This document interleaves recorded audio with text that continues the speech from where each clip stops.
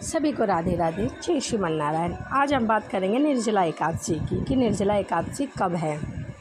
वैसे तो महीने में 2 एकादशियाँ होती हैं, एक कृष्ण पक्ष की और एक शुक्ल पक्ष की। सभी एकादशियाँ अपने आप में अपना विशेष महत्व रखती है, लेकिन निर्जला एकादशी करने से सभी एकादशियों के बराबर फल की प्राप्ति होती है।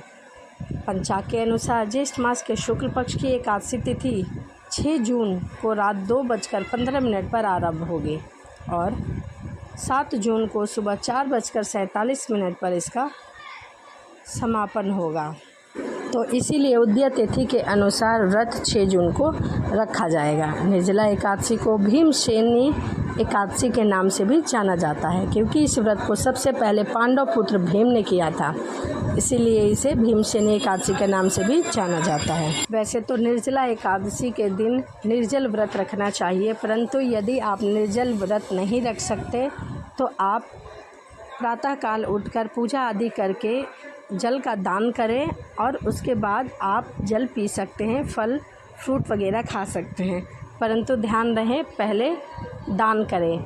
आप एक घड़े में, एक मटके में, एक कलश में जल भरकर उसमें मीठा शरबत, कुछ फल और एक पंखा ब्राह्मण को दान करें, उसके बाद ही फल ग्रहण कर सकते हैं। इस प्रकार करने से आपको एकादशी का पूरा फल मिलेगा।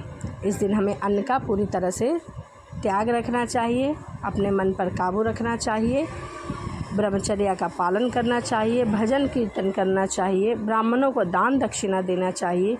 हमें क्रोध नहीं करना चाहिए किसी भी कार्य के दौरान। व्रत के दिन हमें क्रोध नहीं करना चाहिए। आपने देखा होगा जिस दिन हमारा व्रत होता है उस दिन हमें क्रोध ज़्यादा आता है, तो उस पर काबू रखना चाहिए, हमें क्रोध नहीं करना चाहिए। आइए अब हम जानते हैं निर्जला एकादशी पूजा विधि क्या है।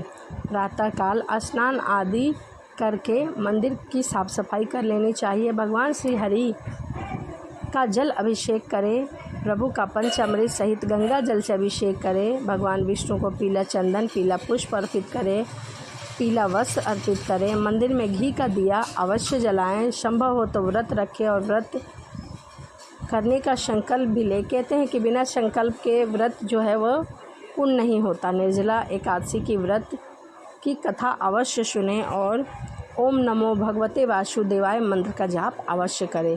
पूरी श्रद्धा और लगन के साथ भगवान श्री हरि और माता लक्ष्मी जी को आरती करें। भगवान विष्णु के भोग में तुलसी दल अवश्य सम्मिलित करें और अंत में क्षमा प्रार्थना करें। तो इस